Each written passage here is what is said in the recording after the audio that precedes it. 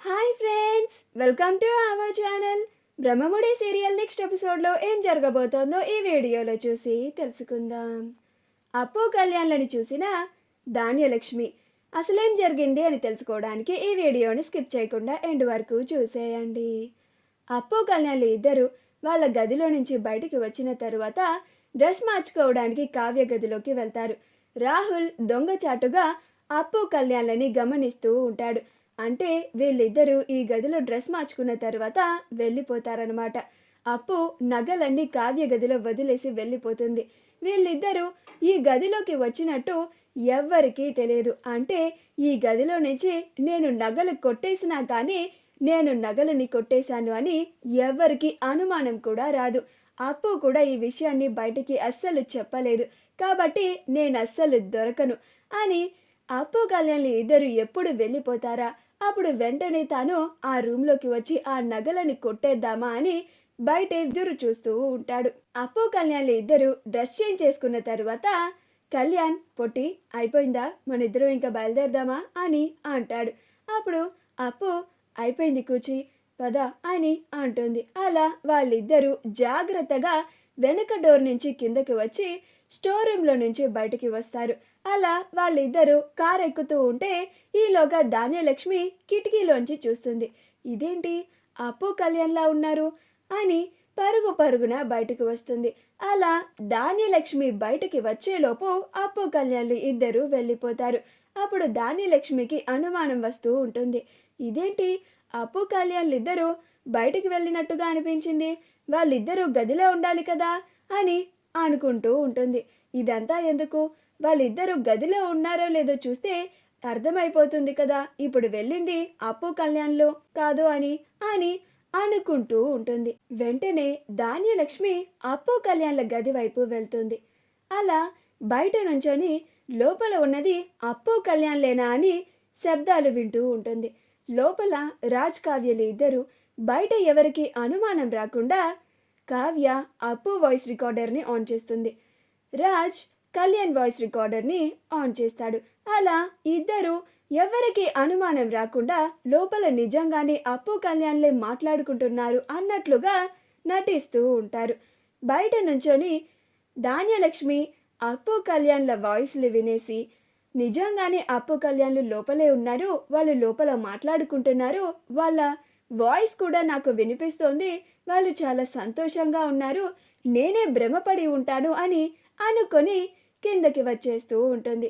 ఆ తరువాత రాహుల్ ఎవరూ లేరు కదా అని చుట్టుపక్కలంతా చూసుకొని కావ్య గదిలోకి వెళ్తాడు. కావ్య గదిలోకి వెళ్ళి అప్పు అక్కడ పెట్టిన నగలన్నిటినీ మూటలా సర్దేసి వాటిని కొట్టేస్తాడు. అలా ఎవరికి తెలియకుండా స్వప్న నగలని దొంగతనం చేసి ఒక చోట పెట్టుకుంటాడు. మరుసటి రోజే తన గర్ల్ ఫ్రెండ్కి ఆ నగలన్నిటినీ ఇచ్చి మార్కులు కొట్టేయాలి అని అనుకుంటూ ఉంటాడు.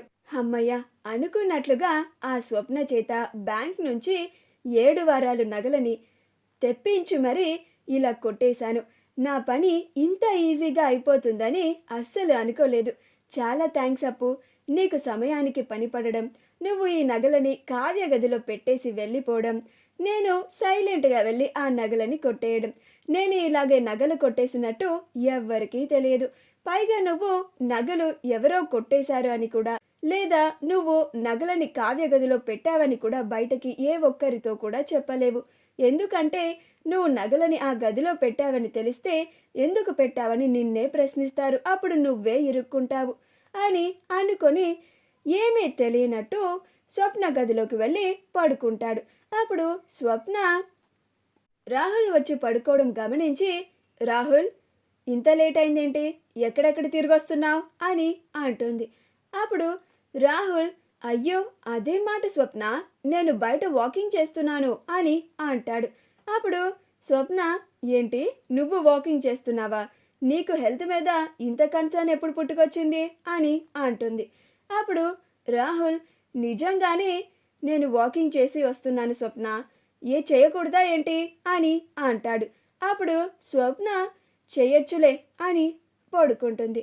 అప్పుడు రాహుల్ అమ్మయ్య దీనికి నా మీద అనుమానం రాలేదు, లేకపోతే నేను ఇప్పుడే దొరికిపోయేవాడిని అని అనుకొని పడుకుంటూ ఉంటాడు. చార్లెస్ జైలు నుండి తప్పించుకున్న తరువాత వాళ్ళ ఫ్రెండ్స్తో కలిసి బిర్యానీ మందు పార్టీ చేసుకుంటూ ఉంటాడు. అలా వాళ్ళు పోలీసులు ఏమీ చేయలేరు, నేను 50వసారి చాలా సక్సెస్ఫుల్గా జైలు నుంచి తప్పించుకున్నాను అని చాలా సంతోషంతో పబ్లిక్గా రోడ్డు మీదే పార్టీ చేసుకుంటూ ఉంటాడు. ఈలోగా అప్పు కళ్యాణ్ ఇద్దరు చార్లెస్ని ఆ ఏరియాలోనే వెతుకుతూ వస్తూ ఉంటారు. అలా అప్పు వాడిని చూసి, చూసావా కూచి, వాడికి ఎంత ధైర్యమో, ఇలా నడి రోడ్డు మీదే పార్టీ చేసుకుంటున్నాడు, నువ్వు కారు కొంచెం దూరంగా ఆపు, మనం వెళ్ళి వాడిని పట్టుకుందాం అని అంటుంది. అప్పుడు కళ్యాణ్ అలాగే పొట్టి అని కారుని కొంచెం దూరంలో ఆపుతాడు. అలా వీళ్ళిద్దరూ సైలెంట్గా వెళ్ళి ఆ చార్లెస్ని పట్టుకుంటాడు. అప్పుడు చార్లెస్, ఏ ఎవరు నన్ను పట్టుకుంది అని అంటాడు. అప్పుడు అప్పు, నేనేరా అని అంటుంది. అప్పుడు చార్లెస్, మేడం మీరొచ్చారేంటి అని అంటాడు. అప్పుడు అప్పు, మరింకెవరు రావాలరా, ఎంత ధైర్యం ఉంటే పోలీస్ స్టేషన్లో ఉన్న మా స్టాఫ్ అందరి కళ్ళు గప్పి ఇలా జైలు నుండి తప్పించుకుంటావా, ఇప్పుడు నువ్వు ఎలా తప్పించుకుంటావో నేను చూస్తాను, నడువరా స్టేషన్కి అని వాడిని స్టేషన్కి తీసుకెళ్తుంది. అప్పుడు వాళ్ళ ఫ్రెండ్స్ అన్నా అన్నా అని పిలుస్తూ ఉంటారు. అయినా కానీ అప్పు చార్లెస్ని అస్సలు వదిలిపెట్టదు. అలా చార్లెస్ని తీసుకొని పోలీస్ స్టేషన్కి వెళ్తుంది. అక్కడ ఉన్న కానిస్టేబుల్స్, చాలా థ్యాంక్స్ మేడం, మీ ఉద్యోగంతో పాటు మా అందరి ఉద్యోగాలు కూడా కాపాడారు అని అంటారు. అప్పుడు అప్పు, చాలే ఆపండి, ఇప్పుడైనా వీడిని జాగ్రత్తగా చూసుకోండి, వీడు ఇంకోసారి తప్పించుకోవడానికి అస్సలు ఛాన్స్ ఇవ్వకూడదు అని అంటుంది. అప్పుడు ఆ కానిస్టేబుల్స్, అలాగే మేడం, జాగ్రత్తగా చూసుకుంటాం అని అంటాడు. అప్పుడు అప్పు, సరే వీడిని ఆ సెల్లో వేయండి, నేను రేపు మార్నింగ్ స్టేషన్కి వస్తాను అని అప్పు కళ్యాణ్ ఇద్దరు తిరిగి ఇంటికి వచ్చేస్తారు. అలా వాళ్ళిద్దరూ మళ్ళీ వాళ్ళ గదిలోకి వెళ్ళడానికి అప్పు ఒక పైప్ని తీసుకొని వస్తుంది. కళ్యాణ్, ఏంటి పొట్టి, ఇప్పుడు ఈ పైప్ని ఎందుకు తీసుకొచ్చావు అని అంటాడు. అప్పుడు అప్పు, ఇదా, ఈ పైప్ని పైకి వేసి పైకి ఎక్కితే నేరుగా మనం ఇద్దరం మన గదిలోకి వెళ్ళిపోవచ్చు కుచి అని అంటుంది. అలా వీళ్ళిద్దరూ మాట్లాడుకోవడం ధాన్యలక్ష్మి వింటుంది. ఇదేంటి నా కొడుకు కోడలు వాయిస్లో వినిపిస్తుంది అని బయటకి వచ్చి చూస్తుంది. బయటికి వచ్చి చూస్తే అప్పు కళ్యాణ్ ఇద్దరూ కనిపిస్తారు. అప్పుడు ధాన్యలక్ష్మికి చాలా కోపం వచ్చి, రే కళ్యాణ్ అని అరుస్తుంది. అప్పుడు కళ్యాణ్ అప్పులు ఇద్దరు ధాన్యలక్ష్మిని చూసి ఆశ్చర్యపోతారు. అయిపోయింది, అంతా అయిపోయింది, ఎవరికైతే మేము ఇలా బయటకు వచ్చామని తెలియకూడదు అనుకున్నామో ఆవిడే చూసేసింది, ఇక మా ఇద్దరిని ఆ దేవుడే కాపాడాలి అని కళ్యాణ్ అనుకుంటూ ఉంటాడు. అప్పు చాలా కంగారు పడిపోతూ ఉంటుంది. అప్పుడు ధాన్యలక్ష్మి, మీరిక్కడున్నారేంటి, మీరిద్దరు గదిలో ఉండాలి కదా, ముందిద్దరు లోపలికి రండి అని అరుస్తూ ఉంటుంది.